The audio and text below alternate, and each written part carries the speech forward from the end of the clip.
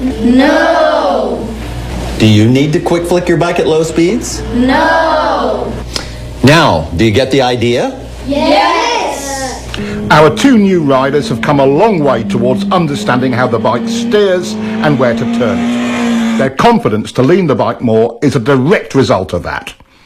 Riders who understand this both look and feel in control of their bikes.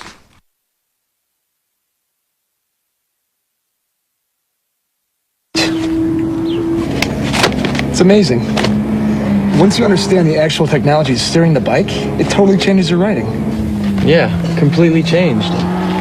I feel in control of steering the bike now. I know how quick to turn it. I know when and where I need to lean it. It's like I'm seeing the turns completely different now. My SRs are way quieter. It's so simple. Yeah, once you understand it. In double apex turns like this one, things can sometimes feel a little busy. Trying to maintain a continuous throttle roll-on only runs you wide, because it's really two turns. But the rider has more choices. Just roll the gas on a little bit and hold it there. Not horrible, but not really stable either. Get on the gas, and then off to turn it for the second part of the turn, then back to the gas. But that only chops it up, doesn't it? He could go in hard and brake a bit, then on the gas again. That could work, but you'd better be super smooth. Okay, how do we do it? Timing is critical. Getting back into the throttle early stabilises the bike. Then, mid-corner, instead of rolling it off, he just stops rolling on. Here is where your body position comes into play in a big way. When you stop your roll-on, some weight transfers forward. If you are low and to the inside of the bike, it hooks around, tightening the bike's turning radius. That helps to get it pointed toward the exit without upsetting the bike. Look at how much earlier this rider is getting into his down and to the inside body position.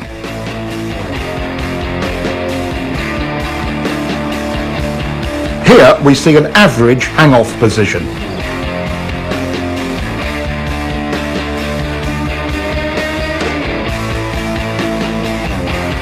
Here's a more aggressive body position. Notice he's able to hold a tighter line.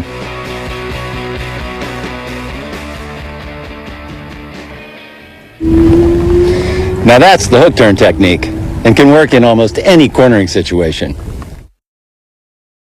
On the road, this technique can be used quite effectively if you find yourself running wide in a turn. Dropping to the inside and down position, plus a smooth roll-off or momentary hesitation, not a chop-off of the gas, tends to tighten the turn for you. And don't forget to look where you want to go. That's way better than the alternative. Here is a technique that can aid you greatly in your efforts to steer your bike accurately. We quite naturally push off or pivot from our trailing foot to produce maximum power and control. With that in mind, using the left leg to generate the power to press on the right bar and vice versa is a logical step. It provides the rider with maximum stability on the bike.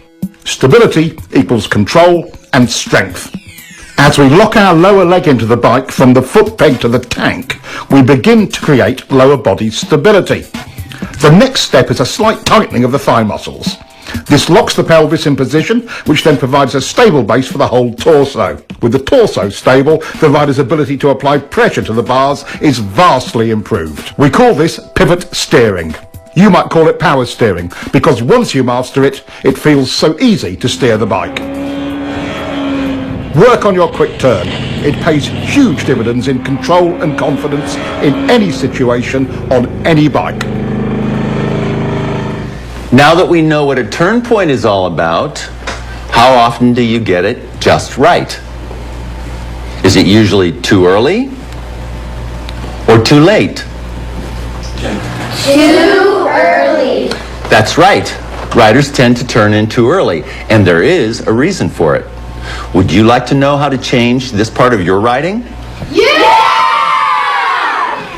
Going where we look is an unfortunate survival reaction. In fact, it's SR number 5. For example, if this rider looks at the inside of his next turn, he will go there.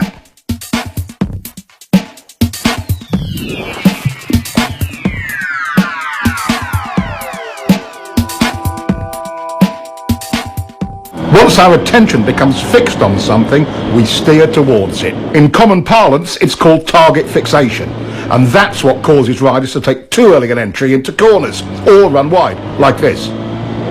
We already know what the results of turning in too early are. Training yourself to look in without turning in is how we overcome this SR. We call it the two-step technique.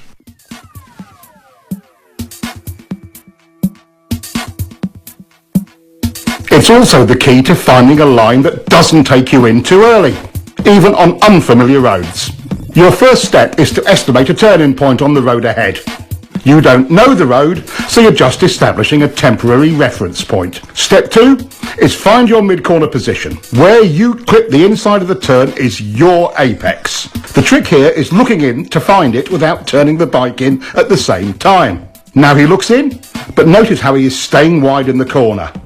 Now, would you be able to see a line from this position? No. Keep looking, but don't turn yet. How about from here? Not yet, but it's getting better. Okay, now you can see your apex clearly. That's exactly where your turning point should be. Nothing provides more confidence than knowing you're on a good line, and it does wonders for your throttle control.